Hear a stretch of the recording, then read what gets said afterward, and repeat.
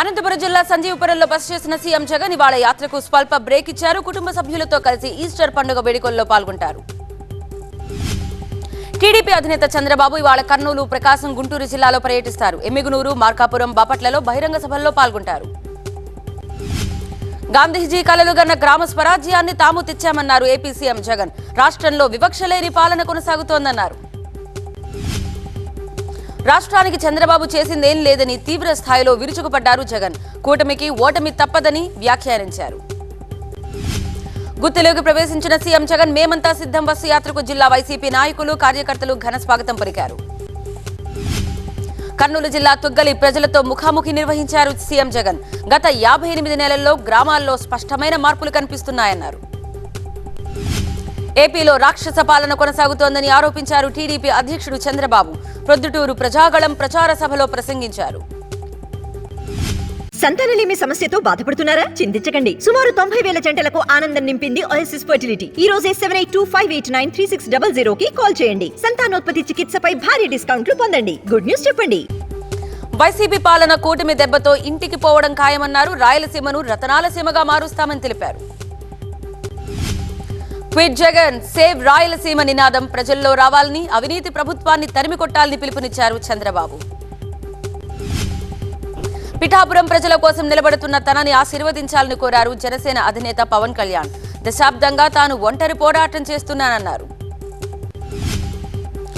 Fan కు sound ఎక్కువ, గాలి తక్కువని వైసీపీపై విమర్శలు గుప్పించారు పవన్. మాట ఇచ్చానంటే ప్రాణం పోయినా వెనక్కి తీసుకోనని తెలిపారు. వారాహి వాహనానికి పిఠాపురం ఆలయం దగ్గర అధికారులు అనుమతి నిరాకరించారు. దీంతో చేబ్రోల్లో ప్రచారం నిర్వహించారు పవన్ కళ్యాణ్. వేసవిలో విద్యుత్ సరఫరా, తాగునీటికి కొరత లేకుండా చర్యలు తీసుకోవాలని అధికారులను ఆదేశించారు సీఎం రేవంత్.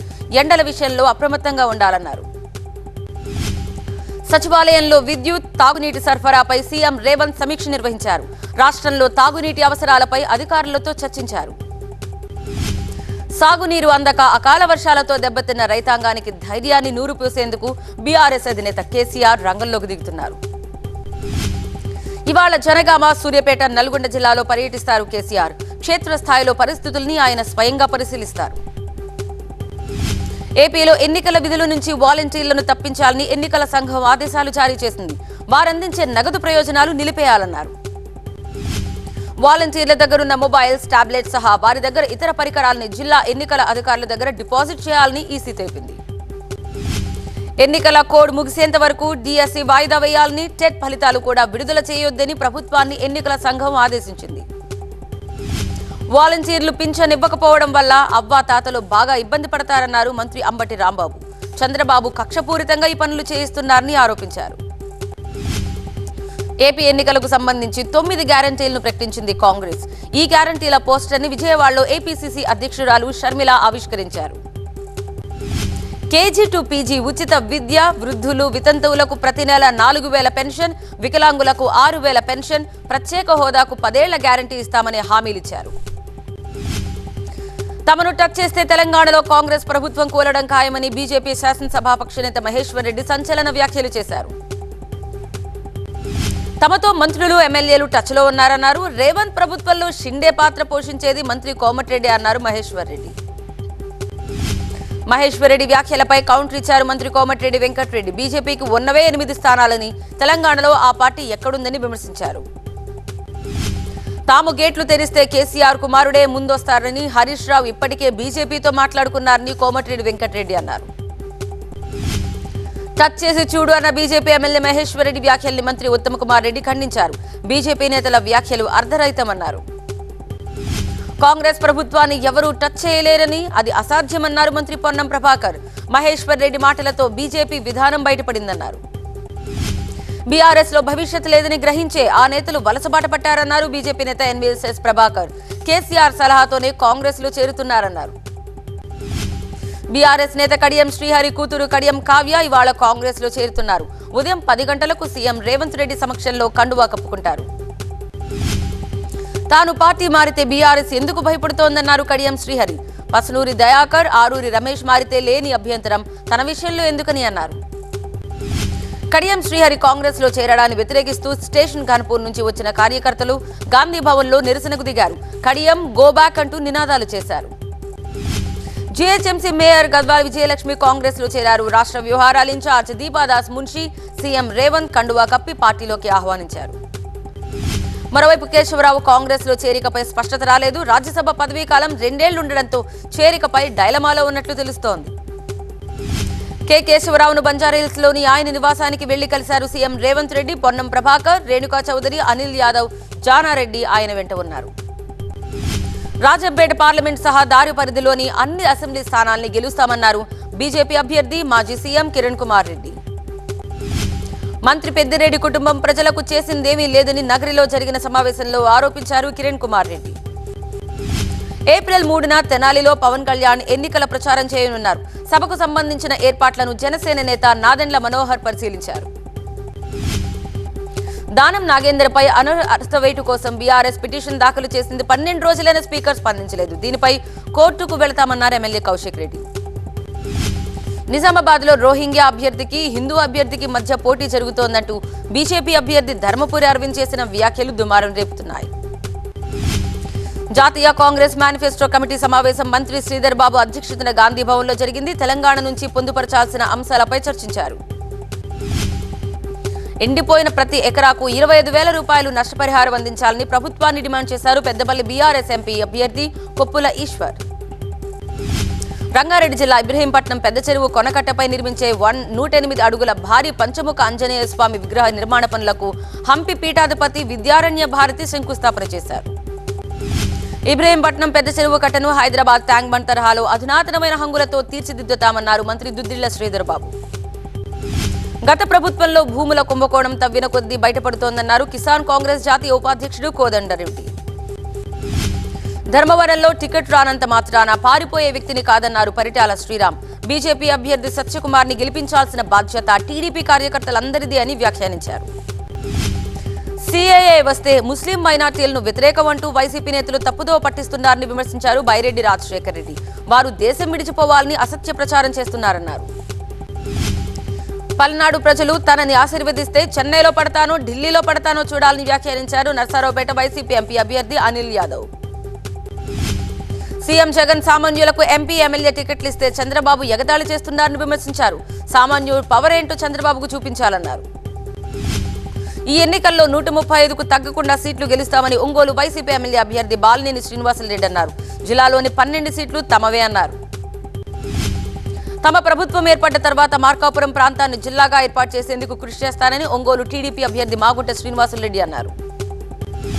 టీడీపీకి ఓటమి భయం పట్టుకుందన్నారు ఎమ్మెల్యే ఆర్కే. లోకేష్ ఆదేశాలతోనే మంగళగిరిలో హింసాత్మక ఘటనలు జరిగాయన్నారు. టీడీపీ తమ లోకల్ మేనిఫెస్టోని కాపీ కొట్టిందని అన్నారు గురజాల ఎమ్మెల్యే కాసు మహేష్ రెడ్డి. ఆ పార్టీ నేత ఎరపతినేని సొంత మేనిఫెస్టోగా ప్రచారం చేసుకుంటున్నారని ఆరోపించారు. కరీంనగర్ జిల్లా సైదాపూర్ మండలం గొడిసాల గ్రామానికి చెందిన ఆర్మీ జవాన్ నిల్లి రామకృష్ణ సరిహద్దుల్లో విధి నిర్వహణలో చనిపోయారు. కుటుంబ సభ్యులు కన్నీరు మున్నీరవుతున్నారు. పల్నాడు జిల్లా సత్తెనపల్లి వడ్డవల్లి బొడ్డురాయి స్థల వివాదంలో తోట శ్రీనివాసరావు అనే వ్యక్తిపై ప్రత్యర్థులు కత్తులతో దాడి చేసి తీవ్రంగా గాయపరిచారు. తూర్పుగోదావరి జిల్లా జగన్నాథపురంలో భారీగా పట్టుబడ్డ చీరలు అధికారులు సీజ్ చేశారు. కాంగ్రెస్ లో చేరిన మహబూబ్ నగర్ జెడ్పీ చైర్పర్సన్ స్వర్ణ సుధాకర్ పై బీఆర్ఎస్ జెడ్పీటీసీలు అవిశ్వాసానికి సిద్ధమయ్యారు. జోగులాంబ గద్వాల్ జిల్లాలో కాంగ్రెస్ పార్టీ శిక్షణ సమావేశం గందరగోళంగా మారింది. మైక్ ఇవ్వలేదంటూ మాజీ జెడ్పీ చైర్మన్ బండారి భాస్కర్ పై సంపత్ కుమార్ వర్గం కార్యకర్తలు దాడి చేశారు. తన తండ్రి ఆశయ సాధనలో నడుచుకుంటూ ప్రజలకు సేవ చేస్తారని అమలాపురం టీడీపీ ఎంపీ అభ్యర్థి గంటి హరీష్ మాధుర్ అన్నారు. భద్రాచలం సీతారాముల కళ్యాణానికి చీరెల రఘురామ భక్త సేవా సమితి అందించే కోటి గోటి తలంబ్రాల ప్రక్రియ చివరి దశకు చేరుకుంది. తలంబ్రాల్లో భాగంగా పసుపు దంచే కార్యక్రమాన్ని మహిళలు ఎంతో భక్తి శ్రద్ధలతో నిర్వహించారు. వడ్లను చేతిలో ఒలిచి తలంబ్రాలు సిద్ధం చేస్తున్నారు. మాజీ ప్రధాని పివి నరసింహారావుకు ప్రకటించిన భారతరత్న అవార్డును రాష్ట్రపతి ముర్ము చేతుల మీదుగా ఆయన కుమారుడు ప్రభాకర్ రావు అందుకున్నారు. పివి ప్రభాకర్ రావుకు ప్రధాని మోదీ, హోంమంత్రి అమిత్ షా, బీజేపీ అధ్యక్షుడు నడ్డా, కాంగ్రెస్ అధ్యక్షుడు మల్లికార్జున ఖర్గే అభినందనలు తెలిపారు. మరో మాజీ ప్రధాని చరణ్ సింగ్ కు ప్రకటించిన భారతరత్న పురస్కారాన్ని ఆయన మనవడు రాష్ట్రీయ లోక్దళ్ పార్టీ అధ్యక్షుడు జయంత్ చౌదరి అందుకున్నారు. ఎంఎస్ స్వామినాథన్ కు ప్రకటించిన భారతరత్నను ఆయన కుమార్తె నిత్యారావు కర్పూరి ఠాకూర్ కు ప్రకటించారు. ఢిల్లీ ముఖ్యమంత్రి అరవింద్ కేజ్రీవాల్ అరెస్టు నిరసిస్తూ ఇవాళ ఢిల్లీ రామ్లీలా మైదాన్లో విపక్ష కూటమి భారీ సభ నిర్వహిస్తోంది. ఢిల్లీ పోలీసులు ట్రాఫిక్ ఆంక్షలు విధించారు. ఈ ర్యాలీ ప్రజాస్వామ్యాన్ని పరిరక్షించేందుకు చేపట్టిన ప్రదర్శన అని కాంగ్రెస్ ప్రధాన కార్యదర్శి జైరాం రమేష్ అన్నారు. ఇన్కమ్ ట్యాక్స్ నోటీస్ జారీ చేయడాన్ని నిరసిస్తూ కాంగ్రెస్ కార్యకర్తలు ఢిల్లీలో భారీ నిరసన ప్రదర్శన చేపట్టారు. దీంతో ట్రాఫిక్ అంతరాయం ఏర్పడింది. రక్షణ మంత్రి రాజ్నాథ్ సింగ్ నేతృత్వంలో బీజేపీ మేనిఫెస్టో కమిటీ ఏర్పాటు చేసింది. కేంద్ర ఆర్థిక మంత్రి నిర్మలా సీతారామన్ కన్వీనర్ గా, పీయూష్ గోయల్ కో కన్వీనర్ గా వ్యవహరిస్తున్నారు. జార్ఖండ్ మాజీ సీఎం హేమంత్ సోరెన్ పై భారీ ఛార్జ్షీట్ దాఖలు చేసేందుకు ఈడీ సిద్ధమవుతోంది. అభియోగ పత్రాలని రాంచీలోని న్యాయస్థానానికి తీసుకొచ్చారు. గుండెపోటుతో చనిపోయిన యూపీ గ్యాంగ్స్టర్ ముఖ్తార్ అన్సారీ అంత్యక్రియలు ఆయన స్వస్థలం ఘాజీపూర్లోని మహమ్మదాబాద్ లో ముగిశాయి. వేలాది మంది తరలివచ్చారు. పూర్వీకుల శ్మశాన వాటికలోనే తల్లి సమాధి పక్కనే అన్సారీ మృతదేహాన్ని ఖననం చేశారు. పరారీలో ఉన్న అన్సారీ భార్య అఫ్సా అన్సారీ ఈ అంత్యక్రియలకు హాజరు కాలేదు. మధ్యప్రదేశ్ రాజధాని భోపాల్లో నిర్వహించిన రంగపంచమి వేడుకల్లో కాంగ్రెస్ నేత దిగ్విజయ్ సింగ్ పాల్గొన్నారు. కర్ఫ్యూ మాత ఆలయం సమీపంలో ఈ వేడుకలు జరుగుతాయి. తమిళనాడులో డీఎంకేకు చెందిన ఎంపీ రాజా వాహనాన్ని సక్రమంగా తనిఖీ చేయకుండానే పంపిన ఫ్లయింగ్ స్క్వాడ్ హెడ్ గీతను ఎన్నికల సంఘం సస్పెండ్ చేసింది. కాంగ్రెస్ సీనియర్ నేత ఎమ్మెల్యే శివశంకరప్ప మహిళలపై చేసిన వ్యాఖ్యలు దుమారం రేపుతున్నాయి. ఈ వ్యాఖ్యలపై తీవ్ర స్థాయిలో మండిపడ్డారు బ్యాడ్మింటన్ స్టార్ సైనా నెహ్వాల్. రాజస్థాన్లోని జోధ్పూర్ నుంచి పోటీ చేస్తున్న కేంద్ర మంత్రి గజేంద్ర షెకావత్ నామినేషన్ దాఖలు చేశారు. సీఎం భజన్ లాల్ శర్మతో రోడ్ షో నిర్వహించారు.